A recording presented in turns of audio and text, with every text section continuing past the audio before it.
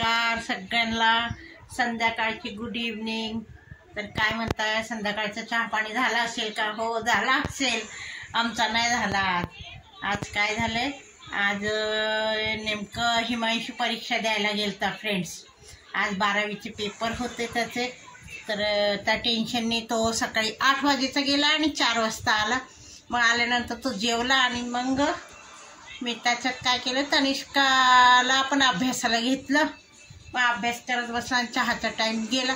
आता म्हटलं तनिष्का ट्युशनवरून आल्यावर घेते। आता थोडेसे हे जेवला होता हिमांशी, हे बघा आता कसं आरामशीर झोपते, जसं सकाळी तोच उठलाय। खरं तर म्हटलं तर 5ला मी उठली आहे, त्याच्या सकाळी लवकर जायचं होतं म्हटलं, म्हणून मी 5ला उठली। 5 वाजेपासून मला झोप नाही। मी पण आली 2 वाजता। मग त्याच्या पुढे मी हे केलं, फरशी पुसली। फरशी वगैरे पुसून झाल्यावर आता तनिष्काचे कपडे आहे, भांडे पडले आणि आता हिमांशू बघा झोपलाय आरामशीर। बघा हिमांशू निवांत झोपलाय, अशी झोप लागली। परीक्षा द्यायला गेलता, कसा गेलता रे पेपर? चांगला गेलता पेपर। बघा पेपर छान गेला, फर्स्ट पेपर होता इंग्लिशचा। म्हटलं बरं झालं, चांगला गेला। आणि हे बघा टीव्ही लावून बघतोय, सिरियल चालू आहे। आता मी संध्याकाळच्या स्वयंपाकाची पण तयारी करते, चहा पण ठेवायचा आहे।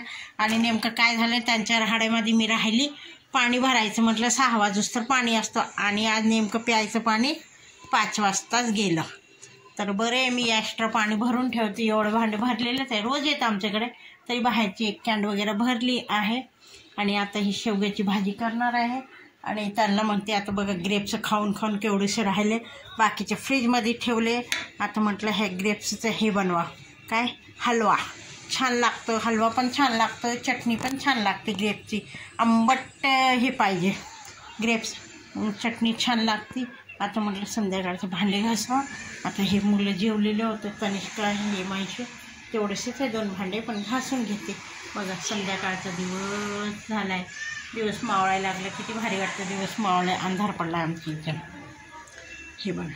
तर चला आता मी करते, भांडे घासते आणि मग वेणी तर झालीच आहे, आणि जरासे आवरती, फ्रेश होती, तयारी केली, मग चहा करते। आज काय माहिती प्रदोष आहे का काय, प्रदोष आहे असेल तर मंदिरात पण जाते। सध्या प्रदोष काळामध्ये संध्याकाळी मंदिरात जाते, महादेवाच्या मंदिरात हल्ली रोजच जाते मी, पण एखाद्या दिवशी चुकलं राहिलं तर राहून जातं, पण आवर्जून जातेच। तर चला बघा मित्रांनो, बाय।